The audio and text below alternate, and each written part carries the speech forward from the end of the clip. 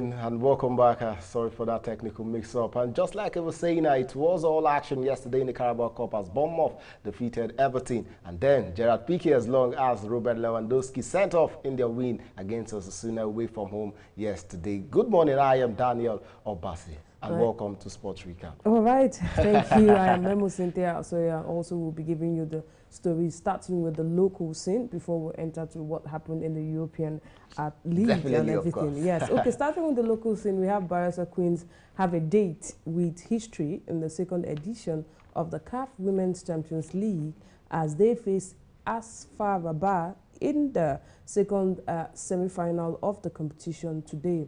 The Prosperity Girls have already set a Nigerian record after scaling the hurdles of the group stage. And of course, the Prosperity Girls finished second in Group B behind Mamelodi Sundowns ladies with 6 points from only 3 matches. I think they've already done it. They've already shown us that this is what they are made of. 85 million already in their bag for Naira for qualifying for the semi-final. So I think they should go all out. Nothing is really up for them. They have nothing to lose, but they have $400,000 US dollars if they eventually win the title. But at the end of it, I think Barca Queens have shown from the Super 6, NWFL Super 6, that they are ready to take on the world, and this is what they are doing at the moment. So do you think they'll win the match? Against the side who were told in the media edition, talking about AS Rabat of Morocco, it's going to be difficult because they have experience. They got something last season. But I think Barca Queens are up for the task. All right, still talking in the local scene where the interim management committee of the Nigerian Professional Football League, that is the NPFL, has invited the 20 participating clubs to a meeting scheduled for November 14 in Abuja.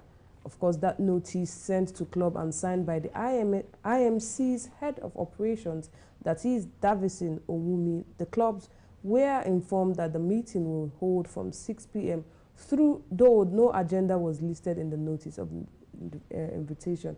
No agenda listed. What exactly is the meeting holding for? Definitely, it's more like a preparation for the NPFL. It's just so sad for us that up until now we've not gotten to see anything from the from the NPFL. But hopefully, like you said, this meeting will probably trigger something good. Everyone is saying December would be the starting date. But come on, we have to get things up already. We are seeing match day 13 across Europe. We're seeing in South Africa, the South African League. We've seen the Kenyan League started and all of that. But yet we are not seeing the NPFL. So I think this meeting is a build-up to what we should be expecting in come December or probably next year. But I think this meeting is crucial for how we move under a new leadership and under a new administration in the White House, in the Glass House. All right, let's scale quickly to Europe, starting with boxing, where Anthony Joshua's promoter, talking about Eddie Hearn, lost faith with boxing after collapse of Tyson Fury talks.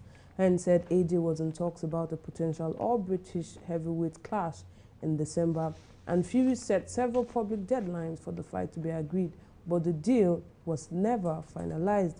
Instead, Tyson Fury defends his WBC heavyweight title when he takes on Derek Chisora at Tottenham Hotspur Stadium on December 3rd. I think it's sad for Joshua not being with the belt.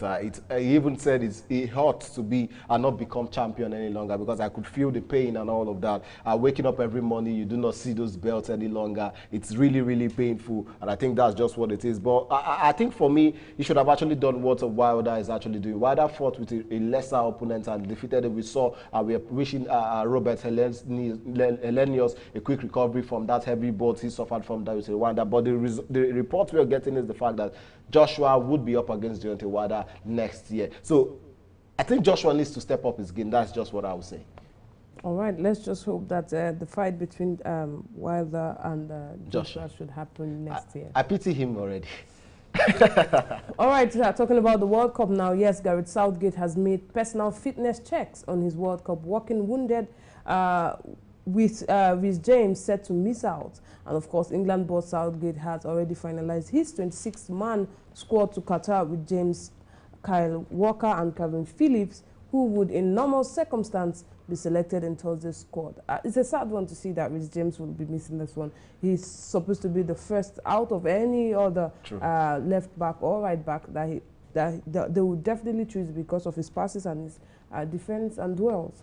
I think it's a sad one for this young man. It would have been his first World Cup appearance, but all of this due to injury. It's so sad seeing someone who has worked so hard trying to get to this point in his career, and then all of a sudden injury robs him off of this one. I pity him so much, but like you said, Gareth Southgate is really even in more pains than we are, because at the moment, even a Trent Alexander-Arnold, who probably would have even been tipped even ahead of Reece James, is not in form for Liverpool defensively, and that is what you need a right back for. And talking about talking about Kai Walker is also recovering from injury. Now it leaves only one room for the Newcastle right back, talking about Kieran Trippier, to have actually taken out. But I think he might not even make the list. So I think for Gareth Southgate, he needs to do better.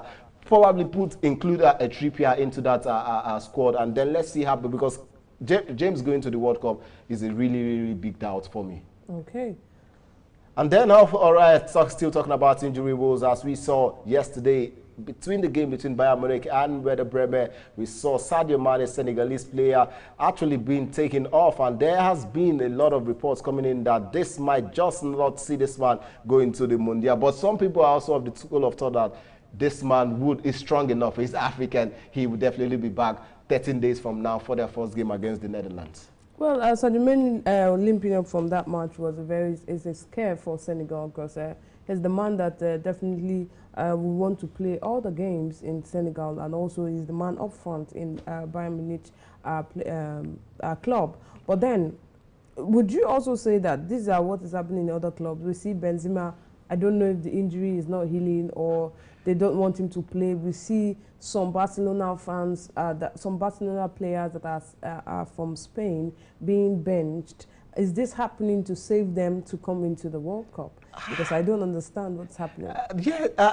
Some schools will believe that, yes, for Benzema, trying to keep him away from club football. Now, but the question now would be the fact that there's only just one club game remaining before the World Cup, before the players go up and join. One club game can cause more injuries. Yes, it can cause. I think everyone is trying to play safe, and especially for their key players. And I think what Bayern is doing also, Lou, will find out, okay, take him up. This is the man who has Senegal on his back. Like, he takes we saw what he did in the African Cup of Nations, and even what he did even in the World Cup qualifiers against Egypt. So I think for me, this is just a good time. Okay, go check what is going on with him. It was a knock. Let's go see what happens to this man. We do not want to risk it. He has Senegal. Everyone in Senegal is depending on Sadio Mane to recover and all of that. So I think for me, it was a good call to let him have. But now let's take a bus walk away from that one to where we see Liverpool are currently up for sale at the moment. With all of this, do you think it is a very good call for Liverpool? They want to sell the club at the moment. They saw Chelsea do it. 4.2 billion, 5 billion pounds, and now they are also asking in that same tune at the moment. Well, it just has to do with who will buy the club, and when a club is handed to a new owner, it depends on what the club can be. Talking about Newcastle, that was handed to a new owner, and you see that they are in the third position. So it just depends. If Liverpool gets a good buyer, we have the UFC fighter talking about bidding for Liverpool. McGregor. So yeah, McGregor is trying to buy the club. So it depends on the buyer. If the buyer buys it, put in money, invest in it, Liverpool can still be Liverpool that we know, you know. So it just depends. Why they're selling it, God knows why. But of course, it's business, and then that's what makes the world go round. Also, we see the pair between Barca and Manchester United. What do you have to say about that European class? Xavi has come out to say he doesn't like the pair. He's really sad that he's paired with Manchester United. Life isn't fair.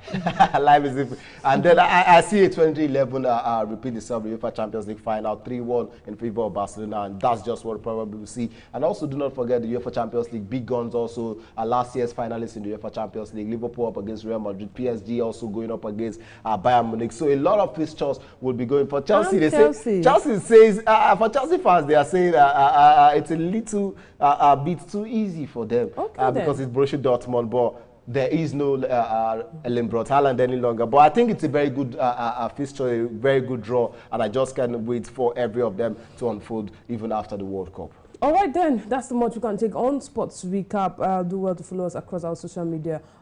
Handles are Hughes TV. And I am Memo Cynthia Asoya. And I am Daniel Obasi.